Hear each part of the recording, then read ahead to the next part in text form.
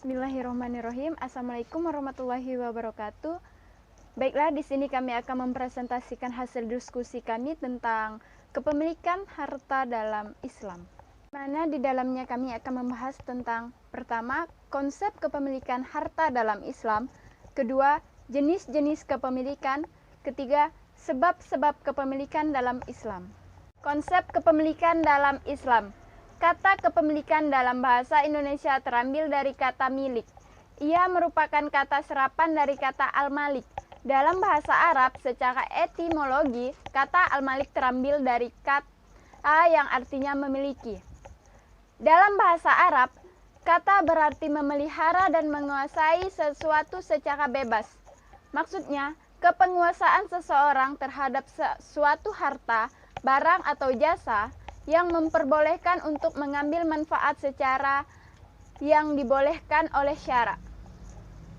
Sehingga orang lain tidak diperkenankan mengambil manfaat dengan barang tersebut kecuali dengan izinnya.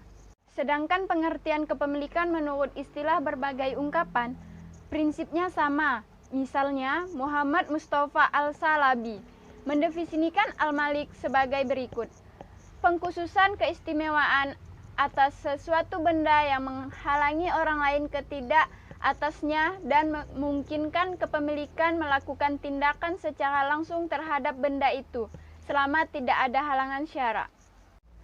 Dalam Islam, hak milik pribadi tidaklah mutlak, sebab harta itu pada hakikatnya milik Allah yang diamanatkan kepada pemiliknya. Karena itu, harta hanyalah berfungsi sosial. Allah berfirman dalam Quran surah Al-Nur ayat 24 yang berbunyi, "Dan berikanlah kepada mereka sebagian dari harta Allah yang dikurnianya kepadamu, dan janganlah kamu paksa budak-budak wanitamu untuk melakukan pelacuran, sedang mereka sendiri mengingatkan kesucian karena kamu hendak mencari keuntungan duniawi. Dan barang siapa yang memaksa mereka, maka sesungguhnya Allah adalah Maha Pengampun lagi Maha Penyayang kepada mereka sesudah mereka dipaksa itu." Harta merupakan salah satu karunia Allah yang diberikan untuk kesejahteraan manusia. Keberadaannya bagi manusia sangatlah penting sebagai salah satu penopang kelangsungan hidup. Namun, bukan berarti harta adalah tujuan akhir dalam kehidupan manusia, karena ia hanya sebagai sarana untuk mencari kehidupan yang abadi, yaitu di akhirat nanti. Maka Allah pun memberikan peraturan-peraturan syar'i yang harus diikuti dan ditaati oleh manusia dalam mengamalkan harta yang dimilikinya. Kepemilikan harta benda mengandung prinsip bahwa semua benda hakikatnya adalah milik Allah. Kepemilikan dalam ajaran Islam disebut juga amanah yang mengandung arti bahwa harta yang dimiliki harus dipergunakan sebagai dengan ketentuan yang diatur oleh Allah. Konsep tersebut sesuai dengan firman Allah dalam Quran surah Al-Maidah surah ke-5 ayat 120, yaitu yang berbunyi, "Kepunyaan Allah lah kerajaan langit dan bumi dan apa yang ada di dalamnya, dan Dia Maha Kuasa atas segala sesuatu." Kandungan dari ayat di atas ialah kepemilikan harta benda dalam Islam harus disertai dengan tanggung jawab moral.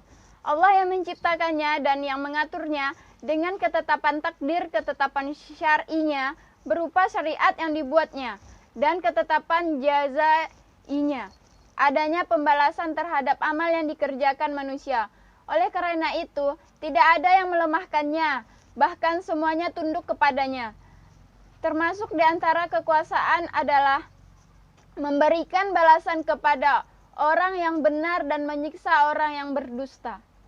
Kemudian di ayat lain dijelaskan bagaimana kita sebagai manusia harus saling berbagi satu sama lain, yaitu terdapat dalam Quran surah Al-Hadid surah ke-57 ayat 7, yaitu yang berbunyi, "Berimanlah kamu kepada Allah dan Rasul-Nya dan menafkahkanlah sebagian dari hartamu yang Allah telah menjadikan kamu menguasainya.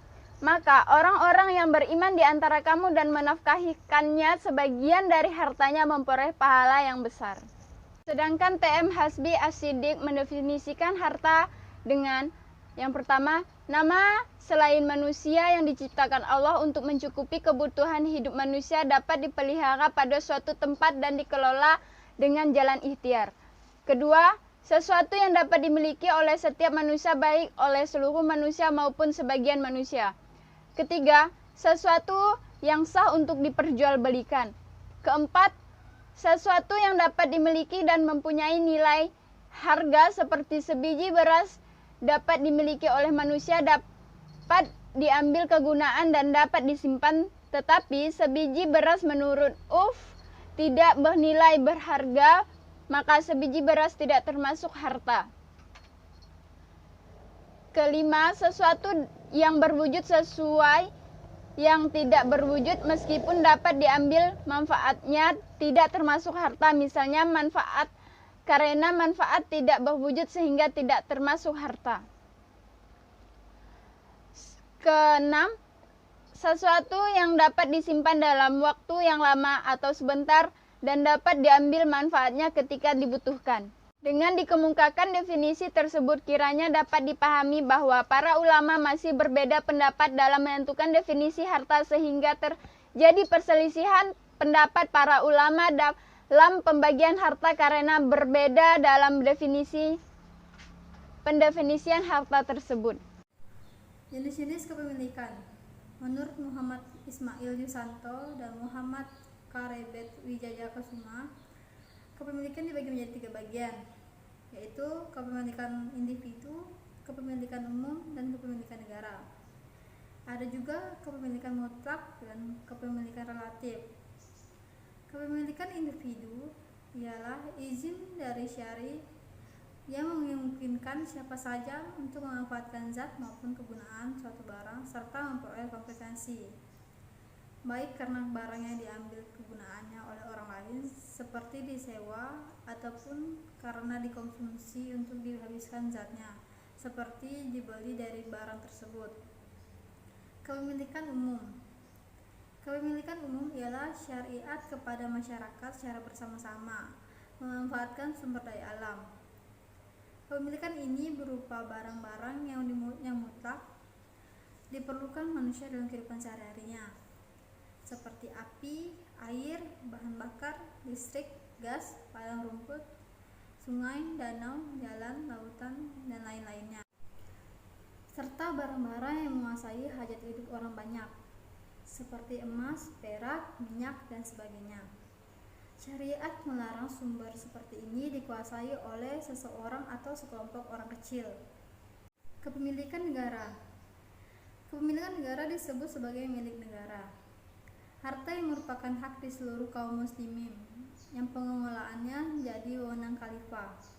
Pengelolaan oleh khalifah disebabkan adanya kewenangan yang dimiliki khalifah untuk mengelola harta milik seperti itu, yang termasuk milik negara seperti harta ghanimah, wa'i, kumus, harta yang tidak memiliki ahli waris dan hak milik dari negara.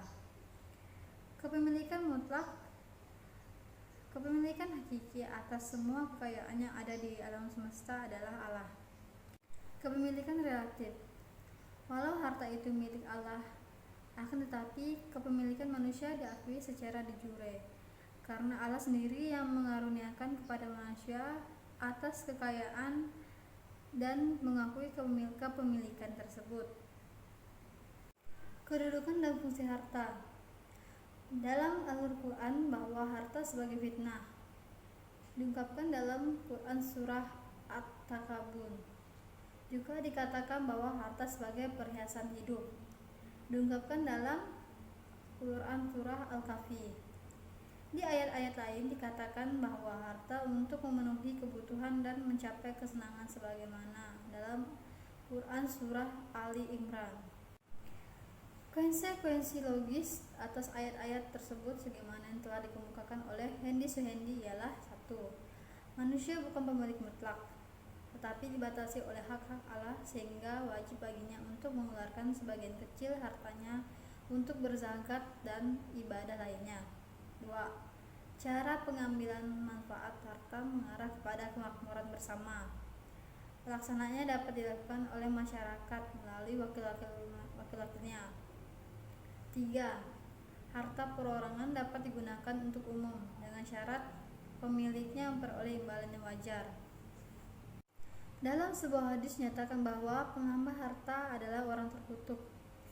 Adapun fungsi harta secara syariat yaitu kesempatan ibadah madah seperti sholat membutuhkan kain dalam menutup aurat, memelihara dan meningkatkan keimanan serta ketakwaan kepada Allah, karena kemiskinan mendekatkan diri kepada kekufuran, meneruskan kehidupan agar tidak meninggalkan generasi yang lemah, dan menyelaraskan antara kehidupan dunia dan akhirat. Assalamualaikum warahmatullahi wabarakatuh. Sebelumnya saya perkenalkan diri. Perkenalkan, nama saya Fadila Oktavianti. Saya dari kelompok 7. Di sini saya akan membahas tentang sebab-sebab kepemilikan dalam Islam. Yang mana kita ketahui harta berdasarkan sifatnya bersedia dan dapat dimiliki oleh manusia, sehingga manusia dapat memiliki suatu benda.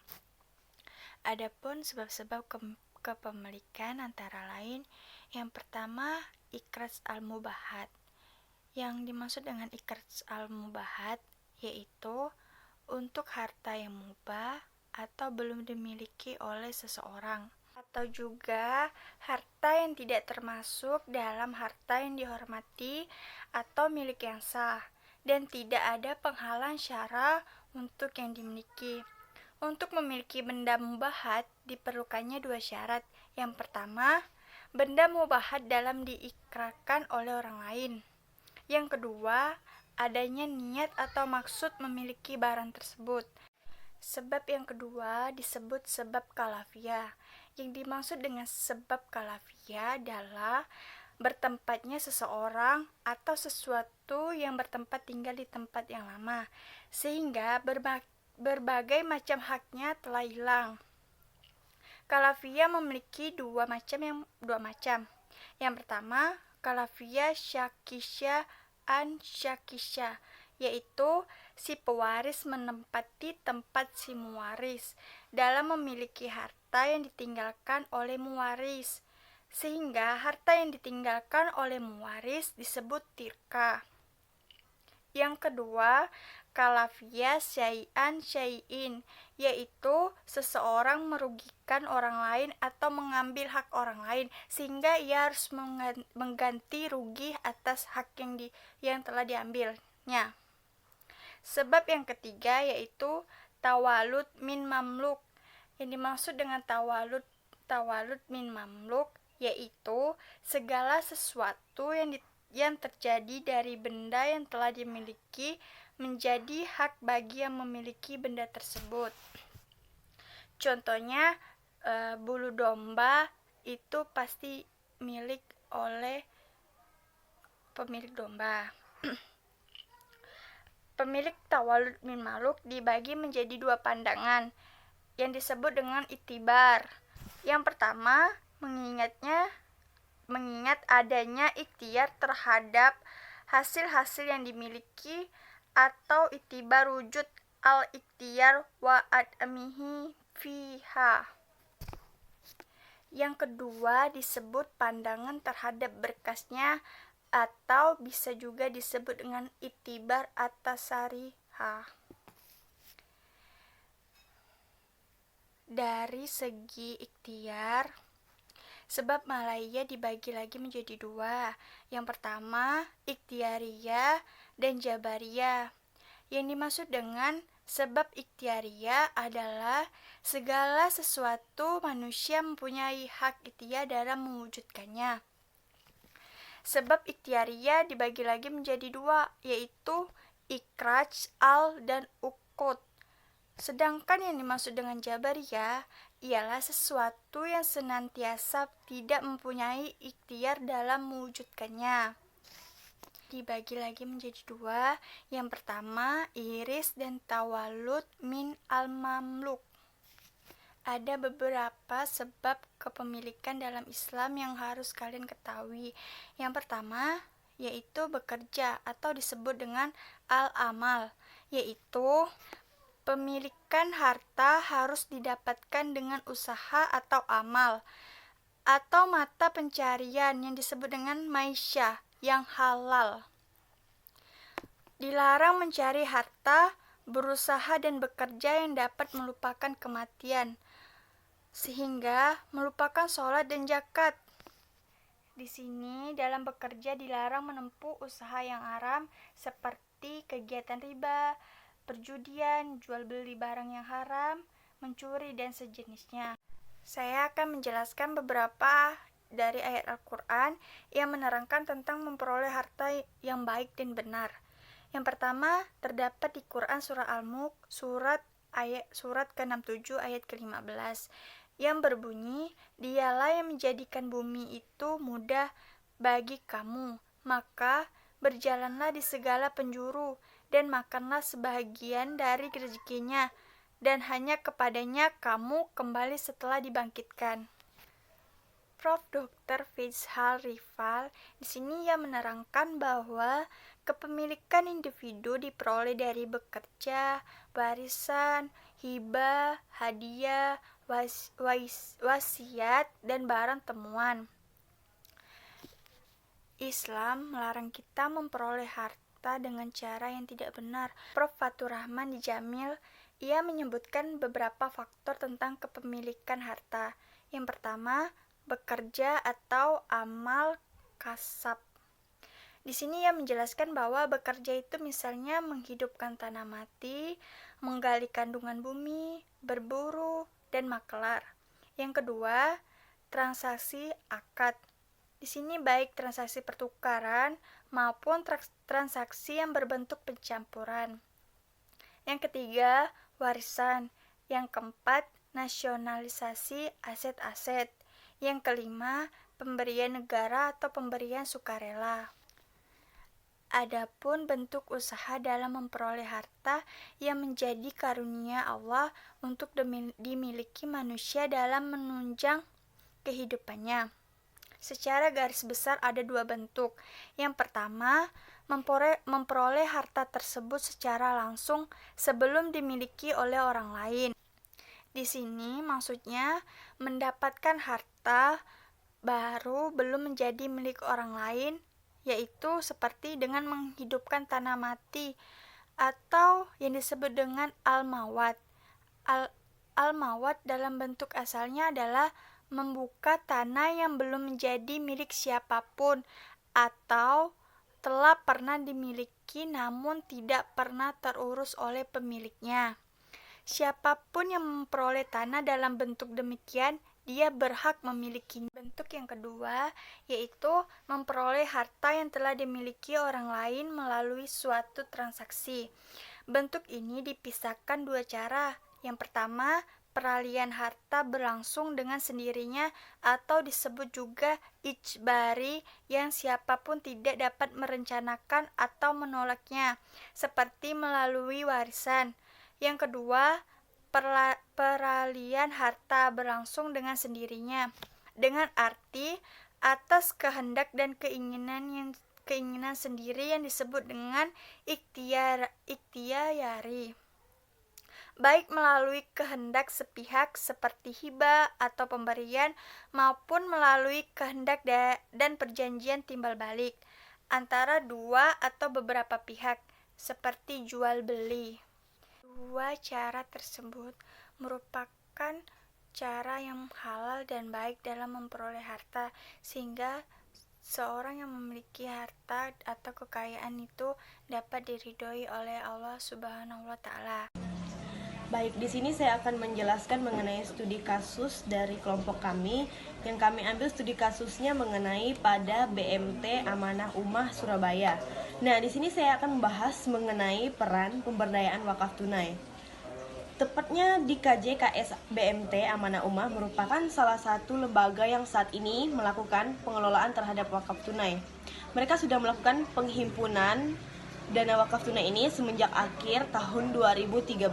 Nah, pada tahun 2015 mereka mendapatkan sertifikat sebagai nasir dari Badan Wakaf Indonesia. Dengan adanya program wakaf tunai di BMT Amanah Ummah dilatar belakangi dengan melihatnya tingginya keberhasilan wakaf tunai di Malaysia, sehingga dianggap memungkinkan pula untuk diterapkan di Indonesia, khususnya pada BMT Amanah Ummah yang ada di Surabaya ini. Untuk 2 tahun pertama, BMT Amanah Ummah membuka program wakaf tunai. Ini peminatnya masih sangat rendah karena kurangnya pengetahuan masyarakat tentang mengenai apa itu wakaf tunai. Karena masyarakat mengira bahwa wakaf yang selama ini berlangsung hanyalah wakaf berupa benda yang tidak bergerak seperti sebidang tanah atau masjid. Hal ini hanyalah dikarenakan pemahaman masyarakat yang belum mengetahui tentang adanya wakaf benda bergerak, yaitu wakaf tunai. Nah, dalam pemahaman wakaf yang berubah, sebenarnya bukan bendanya, melainkan nilainya yang tidak boleh kurang. Pemahaman inilah yang ingin diedukasi oleh BMT Amanah Ummah yang ada di Surabaya. Kemudian terdapat 2 tipe wakif yang ada di dalam BMT Amanah Ummah yang berada di Surabaya, yaitu wakif yang acuh tak acuh pada saat setelah diberikan, kemudian wakaf tunainya. Sebelum seluruh dana wakaf tunai itu mereka serahkan kepada BMT Amanah. Kemudian Ummah juga terdapat formulir yang harus diisi oleh wakif yang berisi tentang perjanjian dan sebagai bentuk akad bahwa uang tersebut sudah diserahkan dan seutuhnya diwakafkan melalui BMT Amanah Ummah tersebut yang berperan sebagai nasir di sini. Kemudian terdapat hal yang menarik dalam praktik wakaf tunai yang ada di dalam BMT Amanah Tunai ini, yang berada di Surabaya itu sendiri. Kemudian terdapat hal menarik dalam praktik wakaf tunai dalam BMT Amanah Ummah yang berada di Surabaya ini adalah mereka tidak menggunakan lembaga penjamin untuk menjaminkan nilai wakaf tunai yang ada di mereka. Mereka menjaminkan atas nama lembaga BMT Amanah Ummah itu sendiri dalam menjaga nilai wakafnya. Dan hingga saat ini wakaf yang mereka jaminkan tersebut memang belum pernah berkurang nilainya dari nilai wakaf yang pertama kali disetorkan kepada BMT Amanah Ummah yang berada di Surabaya. Nah, peran wakaf tunai ini dikelola oleh BMT Amanah Ummah dalam peningkatan ekonomi mauquf alaih untuk saat ini memang belum terasa secara output atau hasil akhirnya. Nah, yang dimaksudkan outputnya adalah peningkatan jumlah aset dari mauquf alaih ini sendiri. Hal tersebut belum dapat terhitung secara signifikan karena program wakaf tunai ini dalam BMT Amanah Ummah yang berada di Surabaya ini masih tergolong baru, yaitu baru berjalan sekitar 2 tahun dari pembentukannya tahun 2013 dan mulai berjalan sampai tahun 2015. Nah, BMT Amanah Ummah ini sendiri memiliki proyeksi keuangan ke depannya. Program wakaf tunai ini dapat terlihat hasil akhirnya atau outputnya sekitar 10 tahun kemudian sudah dapat berkembang hingga 100% dari hasil wakaf tunai yang ada sekarang. Kalau dilihat dari hasil observasi di lapangan dengan program pemberdayaan masyarakat yang ada sekarang, peran wakaf tunai dalam peningkatan ekonomi mauquf alaih yang dalam kasus ini adalah pesantren Raudulatul Hikam yang berada di Surabaya. Kini pondok pesantren tersebut sudah berhasil mengembangbiakan kambing yang awalnya 3 ekor, sekarang menjadi 6 ekor. Dan selain itu, pihak pondok pesantren sendiri sudah dapat mengelola kotoran kambing yang hasil olahannya digunakan untuk membiayai perawatan kambing yang dikembangbiakan oleh pesantren tersebut yang berada di Surabaya. Selain itu, kini pesantren Raudulatul Hikam sedang berusaha mengembangbiakan untuk membuat teknologi pangan ternak sendiri agar jangka panjangnya lebih mandiri lagi. Menurut Feuerstein tahun 1990 dan Adi tahun 2002 menjabarkan ada 9 indikator yang sering digunakan untuk mengevaluasi keberhasilan suatu kegiatan pemberdayaan, yaitu indikator ketersediaan, indikator relevansi, indikator keterjangkauan, indikator pemanfaatan, indikator kecakupan, kualitas, indikator upaya, efisiensi, dan indikator dampak. Nah, sekian pembahasan saya mengenai studi kasus yang berkaitan dengan peran pemberdayaan masyarakat, tepatnya pada studi kasus BMT Amanah Ummah yang berada di Surabaya. Terima kasih. Sekian dari hasil presentasi kami hari ini. Kurang dan lebihnya mohon maaf. Wassalamualaikum warahmatullahi wabarakatuh.